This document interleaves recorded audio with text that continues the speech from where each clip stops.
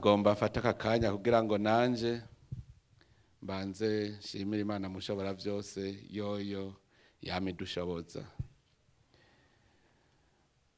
Ndakengurukiye cyane umukozi w'Imana hejeje kutwigisha, atwigishije ibikomeye.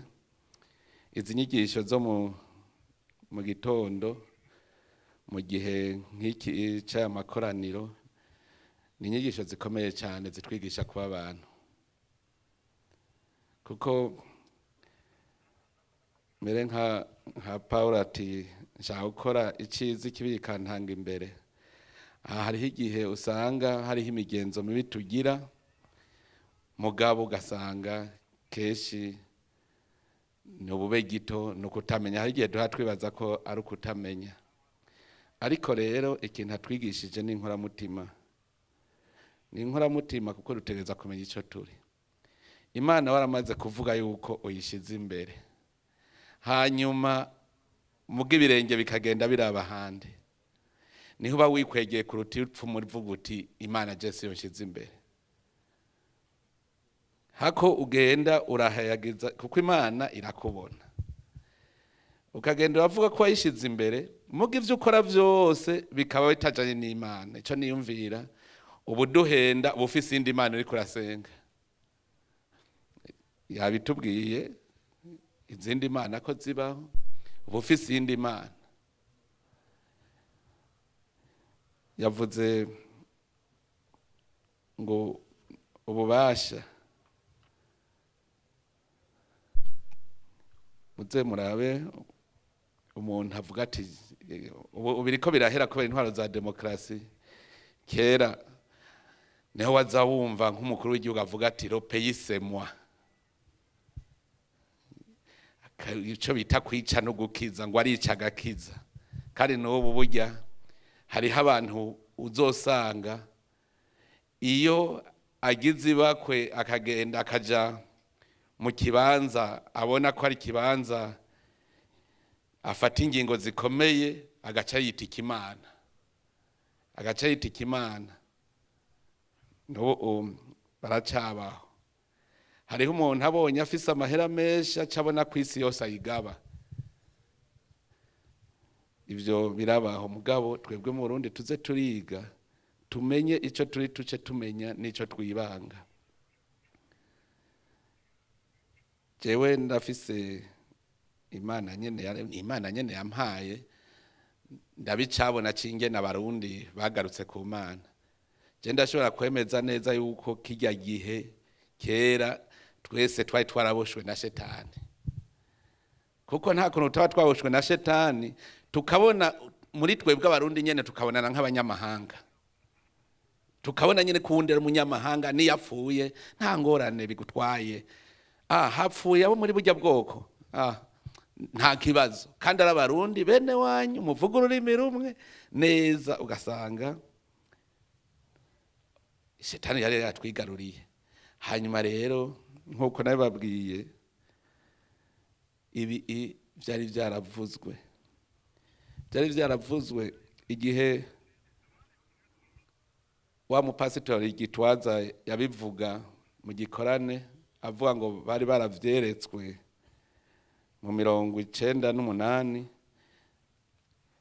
Jewe ico nzi nuko nanje twahuye n'ubimbwira ati mwebwe ni mugwane mugabo, ati muzotsinda mugabo mwebwe nta uzotwara, ati kuko igihugu cy'u Burundi kizotwarwa n'umuntu akijijwe. Uko nyene hari mu 98, kuko n'izina ndarizi abimbwira imbona nkubone ngo mwebwe emwe ati muzotsinda mugabo muri mwebwe nta uzotwara, kuko igihugu cy'u Burundi kizotwarwa n'umuntu akijijwe. Naho kumba Imana iri kwirabivuga, iranazi n'ingene itegura ingene igihugu kizogenda. Iyo yene ibibizi, kandi nico gituma avuga ati Imana niyidutora, si twe twayitoye, niyidutora hajya irazana agatuma mpanuzi kakaduhanura. Uri kuraraba kya gihe bariko baravuga ngo abantu b'Imana baroyehe, hajya ryari nka ryajwi kujya wumva abahanuzi basemerera mugabo umuntu yabona kaya gatabo ibisanzwe kaya gatabo nasubiye kugatora naragatoye ndasubira ndaraba neza ngo abantu b'Imana baroye hirya ryarijwe riko rirasemerera mwumve ingene abarundi twinjiye mu Mana yo nyene ariyo izira twitorera buke nico gituma uno munsi dukwiye kuhagabira kuko Imana niyo yonyene iravyirongorera byose. Rero iyo ugiye mu nzira y'Imana ubwa mbere icyo witwararika no guheba uburyarya ukavuga uti jewe ndemera Imana kandi urayemera rero cugendera ku mabwirizwa yayo mwa kugendera biririmba gusa Imana twayihaye ikibanza ca mbere ariko ntubigendere ubudukwegeye ubukwegeye abandi nabo baba bavyemera.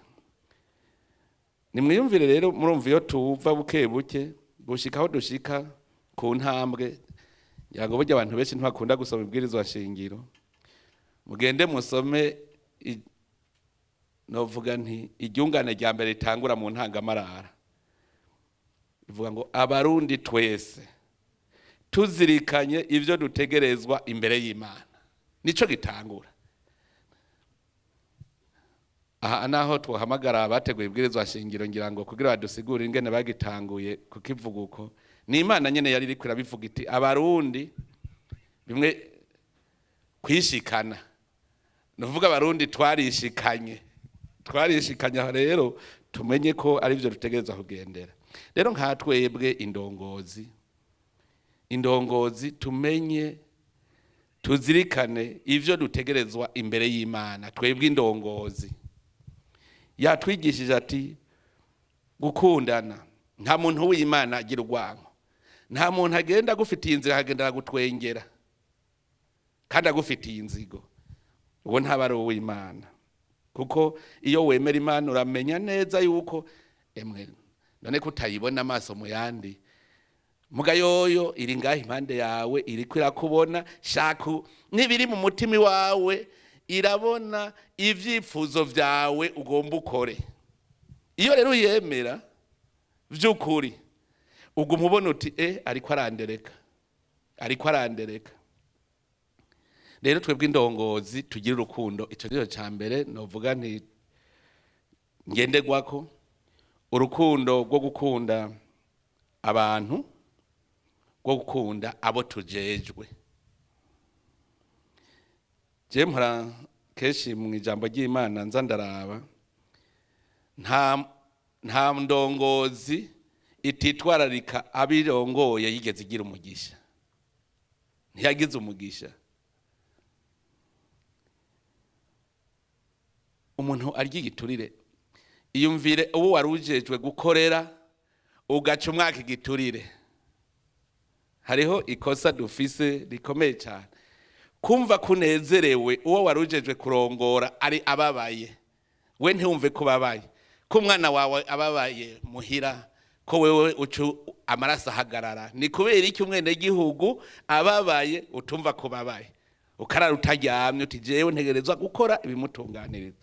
N'ijambo ry'Imana rero niho hambere haguma hahanura twebwe indongozi. Nari nipfuje yuko tuza turasoma uduhimba tumwe kugira ngo tuze turumva kuko hari igihe twigenza nabi kuko tudasoma ijambo ry'Imana. Yatubwiye imigisha iyo wemera Imana uronka ngira ngo ivyo ntirukiranya mu Burundi turamaze kuvyibonera. None rero reka tubanze dusome muri Samuel wa mbere igice 8 kuva kuri 1 gushika ku 7 twumve ingene umuntu ashobora guhusha kubera kurya igiturire n'ibintu ari kuronka bigaca bipfa. Ndagira nsabe Desire asomere aho hantu twumvirize kuko ho nyene hari isiguye. Mu gitabo ca mbere ca Samuel igice 8 kuva ku karongo ka mbere kugeza ku karongo k'indwi haravuga ngo abisirayeli basaba uhoraho ngo abahe umwami. Maze Samweli ageze mu zabukuru, abahungu biwe babagira abacamanza b'Abisirayeli. Imfura yiwe yitwa Yoweli, umukurikira yitwa Abiya, baba abacamanza bo muri Berisheba. Yamara abo bahungu biwe ntibari n'ingeso nziza, abo bahungu biwe ntibari n'ingeso nk'iziwe, ariko bazimijwe no gukurikira inyungu mbi, bakarya igiturire, bakagoramika imanza. Nuko abakuru b'Abisirayeli bose barakorana, baja i Rama kwa Samweli, baramubarira bati, eheraba urashaje kandi abahungu bawe ntibafise ingeso nk'izawe. None rero utwimikire umwami wo kuducira imanza nk'ayandi mahanga yose. Ariko iryo jambo ribabaza Samweli, kuko bavuze ngo nabahe umwami wo kubacira imanza. Araheza asenga Uhoraho. Uhoraho abarira Samweli ati, niwemerere abo bantu ico bakwase cose, kuko atari wewe banse, ariko ni jewe banse ngo simbe umwami wabo. Iryo ni ijambo ry'Imana. Nshimira Imana. Murumva Samweli yari intungane, baramwemera bose akabatunganiriza. Mu bisanzwe ni nk'uko abantu bimvira yuko uzova kuri Samweli ari we nawe azobatunganiriza nkase, ko bavuga ngo imfizi y'intama itendera nkase. Mugabo w'abana biwe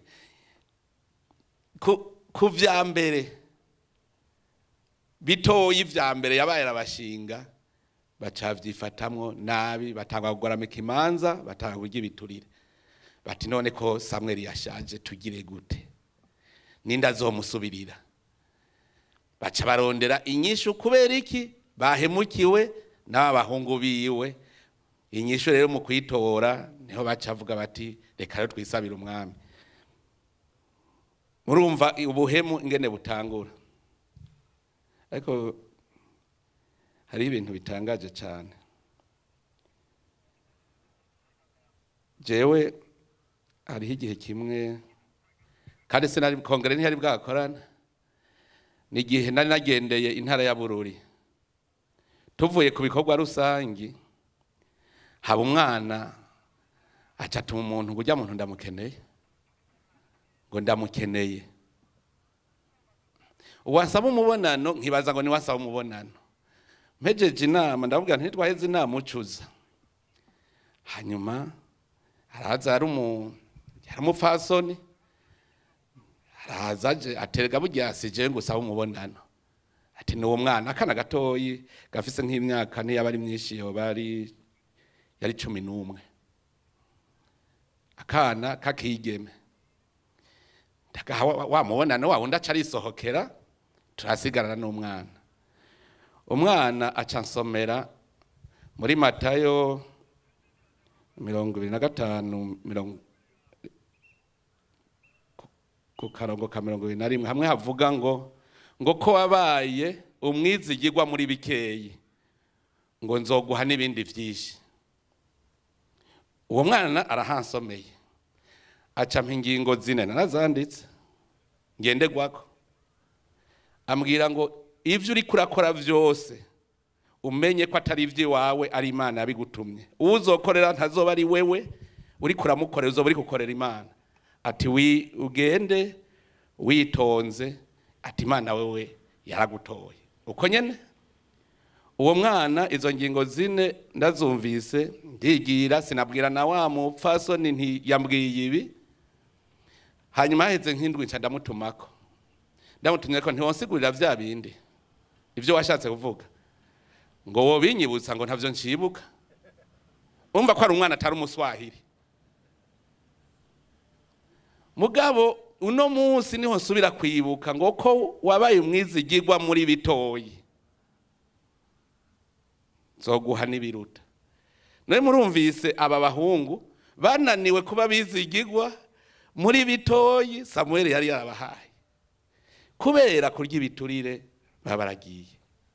Iki ndagishimikira kuko turi ndongozi ngaha, abari ngana indongozi, tukamenya umurongo ntarengwa igiturire. Kandi rero ntuzigitangaje, Imana rero ndababwire ko ibitunganya vyose nivyo vy'Uburundi arico tuvuga ko Imana ariyo yabitunganije.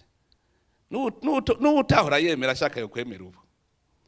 Murumva ingene ibintu ngo abantu b'Imana baroyehe bikaze bindi ngo hazotwara ukijijwe bikaduga.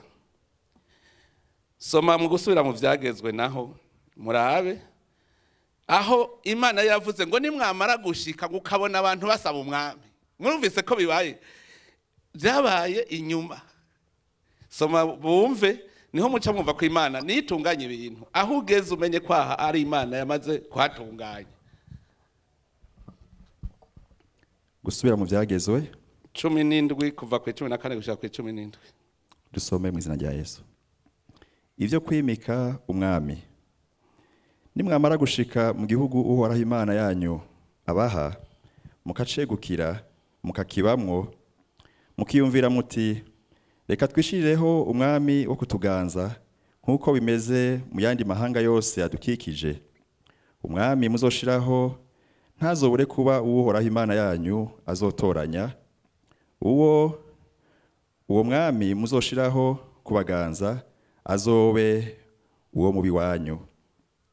Ntimuzoshireho umunyamahanga ngo abe ari we abaganza atari uwo mubi wanyu. Ikibujijwe ntazokwironderere amafarasi menshi canke ngo agire abantu atuma muri Egiputa kugira ngo yironkere isinzi y'amafarasi, kuko Uhoraho yababariye ati ntimuzosubire kujana iyo nzira namba. Kandi ntazogire isinzi ry'abagore kugira ngo ntibizohindure umutima wiwe, kandi ntazokwirundanirize ifeza n'izahabu ngo bibe isinzi. Akiri ijambo ry'Imana. Murumva ukwiye kuba indongozi uwo ari we. Mwarabonye ivyashikiye Salomo, yarongoye abagore benshi gushika aho bamutwara umutima. Murumva Salomo twese turazi neza ko ari we yatwaje ubwitonzi, ubwenge butagera uko bungana, sagesse. Mugaraba ko kantu kamusovye. Yazanye abagore benshi gushika hazana abasenga Imana nyinshi. Hanyuma umutima wiwe barawucurika. Murumva gushika aho bamukwegera mu gicumuro, Imana iravuga iti wewe mugabo kubera ubuntu hari yaragiriye se wiwe Dawudi ati sinosamburwa bwame bwawe ubu mugabo we ni wagenda niho buzosambuka. Umva umwami indongozi rega ntibiraba ngo umukuru w'igihugu, mwava mwibaza ngo aho bavuze ngo umukuru w'igihugu gusa. Indongozi yose ntiwirundire ko ayo maronko ngo byose nibize ngo nuko bifitiye uburenganzira. Twe turafise, sinzi ko mubona ubu kubera intwaro ya demokrasi, je ndumviriza cyane abene gihugu barabivuga bakidoga, ugasanga habonetse akantu irya soko itegeza gutwagwa n'umugenzi wanje, baratanze amaparcelle mbaza gukuramo parcelle yanje, ikintu cyose ngomba gutangura kwiha, kandi ari wewe warujejwe kubiragira. Wisaze twebwe tujejwe kubiragira, none ni twebwe nyene dushaka kuca bibe gwacu.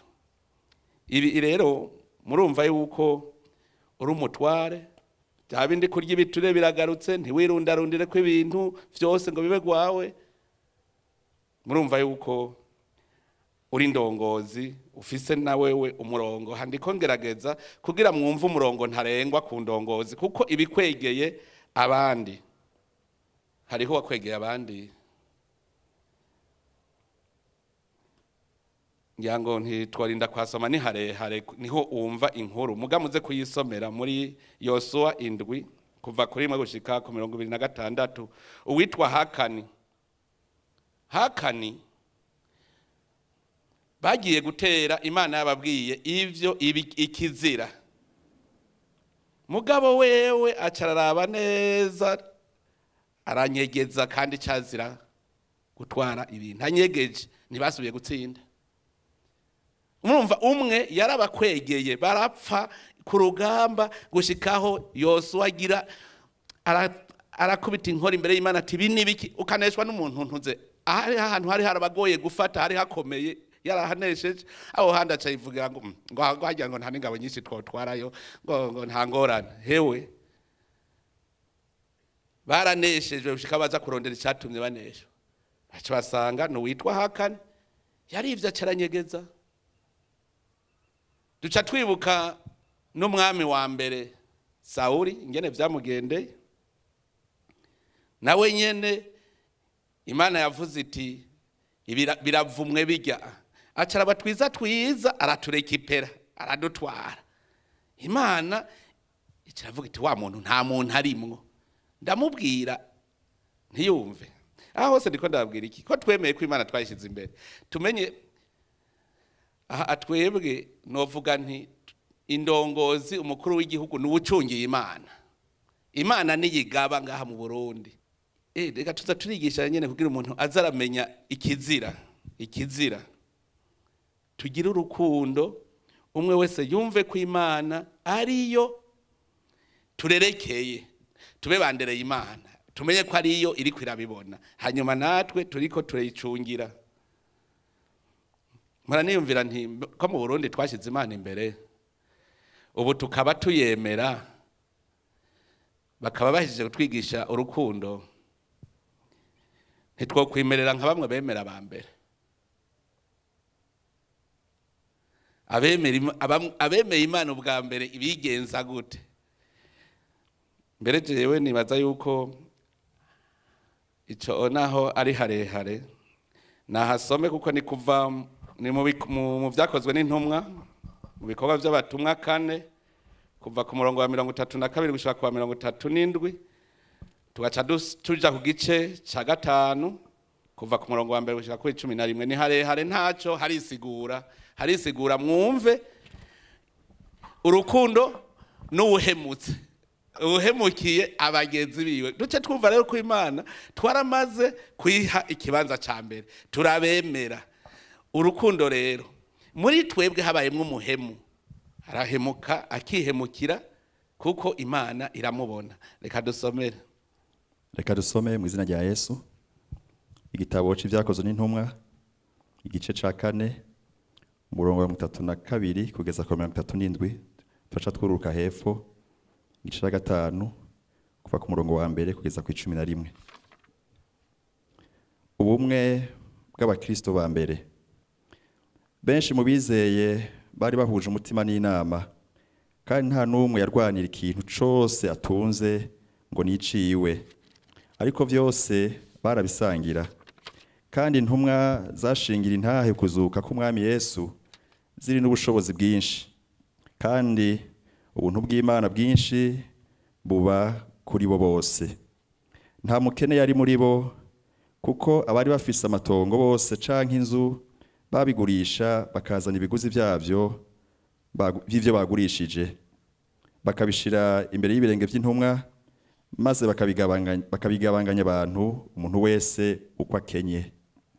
Na Yosefu uw'intumwa zise Barunaba, isobanurwa ngo umwana wo guhanura, umulewi yavukiye i Kupuro, yari afise itongo ararigurisha, azana ikiguzi caryo agishira imbere y'ibirenge vy'intumwa. Igice ca 5 tubandanye, ni inkuru ya Ananiya na Safira. Kandi hari umugabo yitwa Ananiya agurisha itongo afatanije n'umugore wiwe Safira, yisigariza ku kiguzi caryo. Umugore wiwe abizi, azana igice agishira imbere y'ibirenge vy'intumwa. Petero aramubaza ati, Ananiya, ni giki gitumye Satani yuzuza umutima wawe guhenda mpwemu yera, ukisigariza ku kiguzi c'itongo? Ukirifise ntiryari ryawe, kandi umaze kurigurisha ikiguzi caryo ntuwagikoresheje uko ugomba? Ni iki gitumye wigira inama mu mutima wawe gukora utyo? Si abantu uhenze, Imana niyo uhenze. Ananiya yumvise ayo majambo agwa bukumbi. Abavyumvise bose baterwa n'ubwoba bwinshi. Imisore iva hasi iramutekera, iramujana, iramuhamba. Haheze nk'isaha zitatu, umugore wiwe arinjira ati atazi ibyabaye. Petero aramubaza ati mbarira, mbega itongo mwarigurishije ayo nyene? Aramwishura ati ego menayo. Petero aramubaza ati ni igiki gitumye muhuza inama kugerageza mpwemu w'umwami Imana? Ehe, ibirenge by'abahejeje guhamba umugabo wawe biri ku rugi, nawe barakujana. Uwo mwanya agwa bukumbi imbere y'ibirenge vyiwe. Ya misore yinjiye isanga yamaze guhwera, iramujana imuhamba iruhande y'umugabo wiwe. Ishengero ryose n'abavyumvise bose baterwa n'ubwoba bwinshi. Mwakira ijambo ry'Imana. Murumvise uwahemutse ingene vyamugendeye? Iyo bavuze ko Imana wayihaye ikibanza ca mbere, vyose bibibona. Uhemutse burya Imana iramenya ingene ikwihanira yo nyene. Rero no munsi nari nashatse gushimikira kuri izo mpanuro indongozi itegerezwa kugenderako. Nta Mana yavuze ko tuzoba abakene. Mugo ubukene turashobora kubwikwegera. Haje mwihweje ivyo Imana iri kwiradukorera muri iki gihe. Muravye mwibuke mu 2015 badufatira ibihano. Nta numwe kwisa atarazi ko Burundi buca buhenuka. Nta numwe atarabizi. Mugabo buraduga bukebuke. Ni murabe ingene umwimbu waciye utangura kuduga mu gihugu. Imvura jewe nahora mbona imbere y'ibihumbi 2000 mu 2007 9 imvura yahora igwa itevye cyane, abantu bihebuye. Mugabe citangura kugwira ku gihe. None rero twebwe turi ndongozi tumenye ikizira ntugoramike urubanza, nturenganye umuntu numwe, ahubwo mwitwararike umwereke umutima w'urukundo. Ibi icyo gituma nkunda kuvuga nti muze murasoma ijambo ry'Imana, kuko ivyo ibitugenga byose vyanditse mu gitabo cy'ijambo ry'Imana. Muze murasoma amategeko y'Imana, nkaho uravye mu kuvayo canke ihunguka mu Katolika kuvayo 23 agace k'8 ngo ntuze wakira igiturire, kuko igiturire gihuma amaso incabwenge kikagoramika amajambo y'intungane. Utwo twose mugiye muradusoma. Navuze ivyo kwikwegerako. Hariho umwami yabona ko vyose kwe kubagwiwe. Muravyisomera. Umwami yitwa Kabu yicishije umwene gihugu yitwa Naboti yigorewe kugira amunyage agatongo. Musome mu bami ba mbere ikigabane ca 21 kuva kuri 1 gushika 16 murahisomera. Murabe amahano yaciye amushikira kubera yashatse kugunda umwene gihugu mutoyi. Ubwo bwose n'uburorero mwoza murarabira ko kugira tugira ico dutinya. Twariyemeje kuja imbere y'Imana, Imana ko tuyaye kibaza ca mbere, turuze turaraba ivyo dutinya. Gutyo igihugu cacu kize kibe igihugu koko c'amata n'ubuki, kuko Imana ariyo ikigaba koko ntizokwemera yuko kigwa mwisanganya. Tuzotunga dutunganirwe. Nico gituma mubona n'ubu Imana iguma idukorera ibintu bitangaje cyane. Mwokumviriza aho hanze abarundi ngene bipfuza gutaha. mugasanga bariko barabazibira nuva baramaze hariho umutima mweranda baze kubabwira ati kijya gihugu nico gihugu mwasezeraniwe kandi igihugu c'amata n'ubuki uravye ingene bariko baragihurumbira ndababwije ukuri uno munsi ndazi yuko nk'impunzi ziri mahama bovuga bati turuguruye ikambu ushaka natahe kugushaka kwiwe mwoza mubona 90% bose biziye n'amaguru bo bavuga gusa bati turabarekuye nimwitahire abari Bugande birigwa barandika batuma abantu nimudufashe mwe mwari bwumvaho uwitwa impunzi asaba igihugu yahunze ngo mfasha ntahe ni arabasi yarondera umuhuza akarondera oni akaronderera hehe ibi vyose ni bimenyetso vyerekana ko abarundi Imana iri kwiradusubiza ko abarundi tugira umuryango umwe nico gituma tuguma duhanura indongozi ko two kwitwara nk'abavyeyi haya tuvuze leta mvyeyi hariho